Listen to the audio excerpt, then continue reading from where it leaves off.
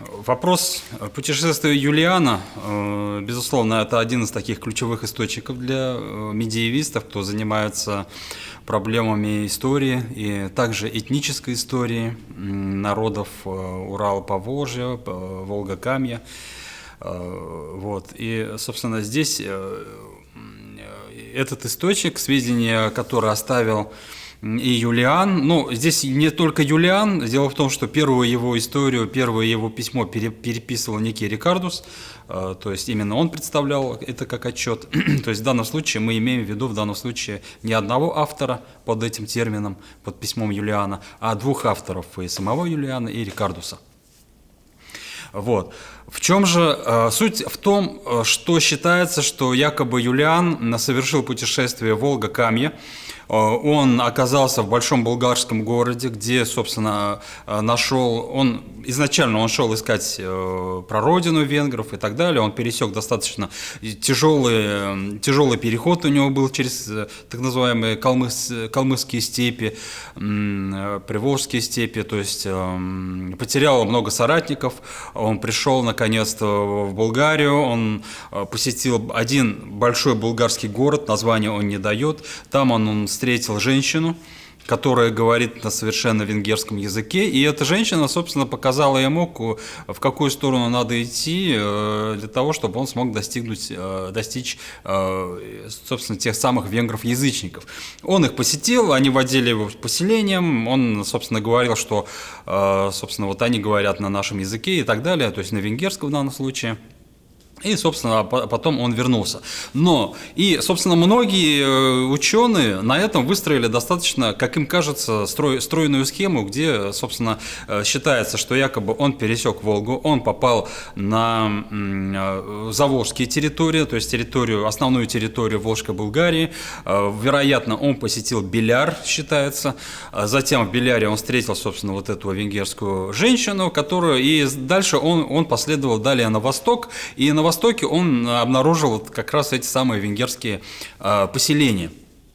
Но здесь, на самом деле, при внимательном прочтении того же Юлиана возникает достаточно серия таких серьезных вопросов. Дело в том, что Юлиан, если вчитаться в этот текст, он не дает аутентичного названия этой территории. То есть те термины, которые мы встречаем у Рикардуса и у Юлиана, они, собственно, искусственны. Это Магна Хунгария, это Унгария-Майор, то есть старшая Унгария или Великая Унгария.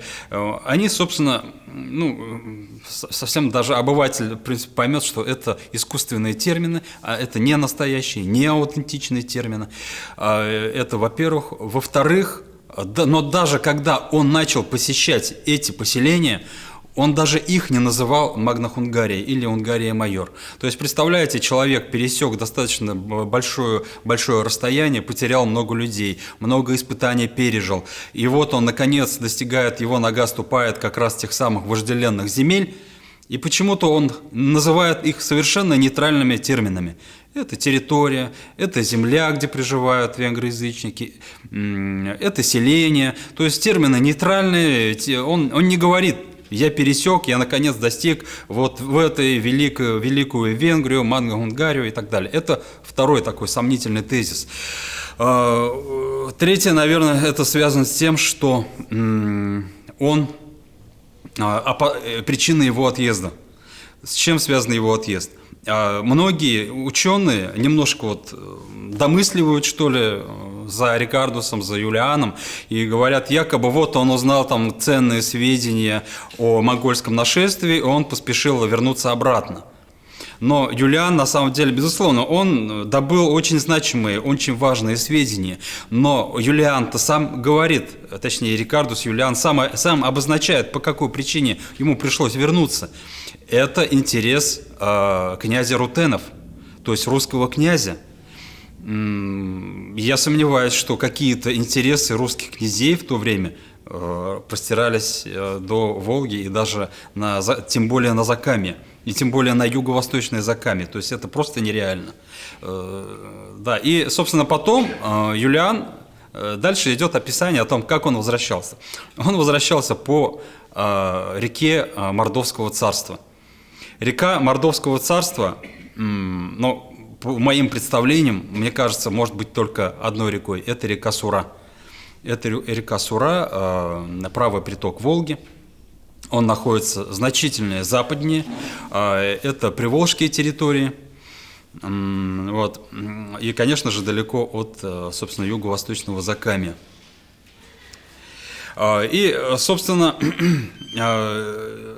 следующее противоречие состоит в том, что через несколько лет другие венгерские путешественники, католические путешественники, они, собственно, тоже путешествовали на восток, и на самом деле они первичные сведения брали как раз-таки из записей доминиканцев. А доминиканцы – это как раз-таки и Юлиан, и все другие католические такая вот ветвь – это доминиканцы. И францисканцы, как раз-таки Рубрук, Карпини, они францисканцы, они, собственно, брали первичную информацию как раз-таки у доминиканцев.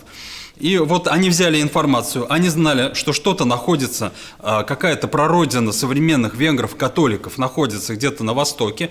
Они знали, вот этот квант информации у них был. Они пошли на восток, и они начали искать эквивалент. А что действительно подходит? И, скорее всего, они прекрасно понимали, что этот термин искусственный, что он не настоящий, что на самом деле Магна Хунгария не существует, что на самом деле ни Унгария майор не существует. Существуют ли венгры? Тоже вопрос, поскольку, собственно, мы можем уже в этом сомневаться на самом деле. Точнее, восточные венгры имеется в виду.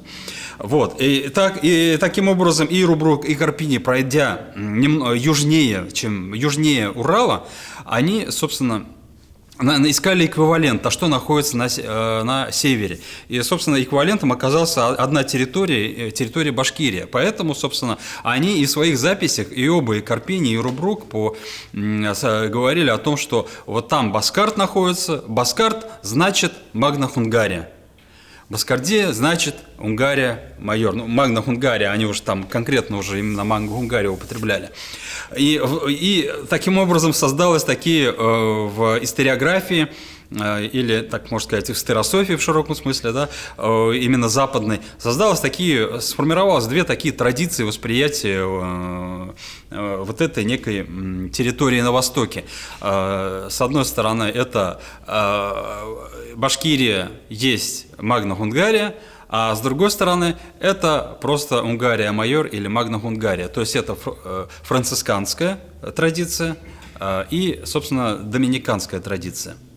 И они друг другу не противоречат, кто как хочет, так, собственно, и называл. И это распространилось за пределы венгров, собственно, и тот же Роджер Бекон, он как францисканец, конечно, будет использовать формулу своих братьев.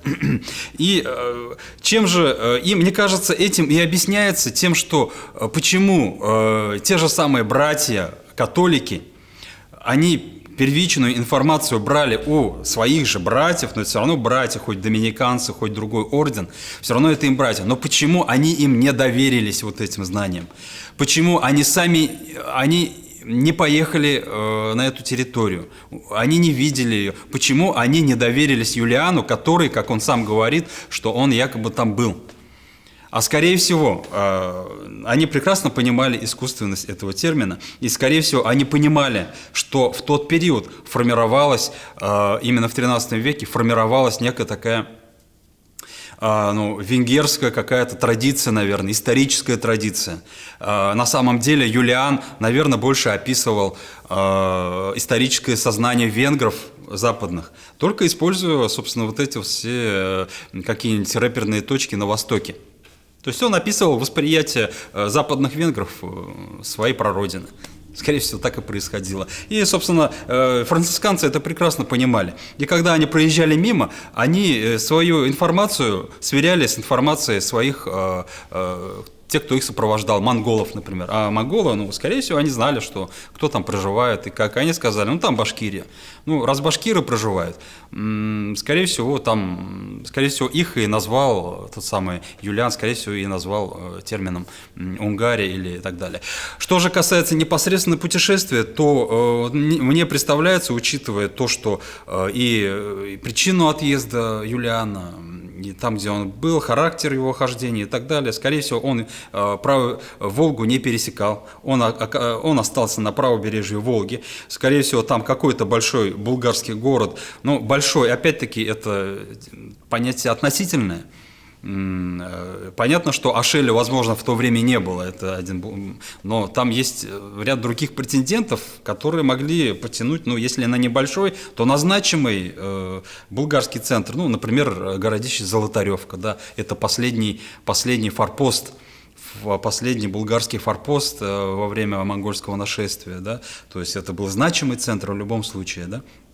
Вот, и тем более он находится недалеко от земель русских князей, и русские князья действительно уже могли как-то относиться с подозрением к тому, что в этих землях находится католический миссионер какой-то, да, с ревностью могли относиться. Ну и, собственно, потом, в последующем, предпринимались и следующие попытки поиска той самой, ну, не столько поиска, а миссионерской деятельности, да, именно католической церкви. Например, мы знаем о нескольких католических миссионерских сведениях, нескольких миссионерских нескольких миссий католических, да, но, к сожалению, информации о них у нас очень мало и практически нет, можно сказать. Знаем путешествие Иоганнки Венгра, который на самом деле прожил именно в Башкирии, прожил 6 лет, и никаких венгров он не обнаружил. То есть даже остатков, ну, позвольте прожить 6 лет на одной территории и не увидеть хоть какие-то следы каких-то предков, каких-то, может, в преданиях, в слухах и так далее, но это просто нереально. И вообще интересная ситуация с венгром Иоганкой. Он действительно был в плену у башкир, у мусульман башкир оказался в плену. Его держали 6 лет. Более того, на той же территории, по словам самого венгра, находились и христиане-монголы, то есть ордынцы.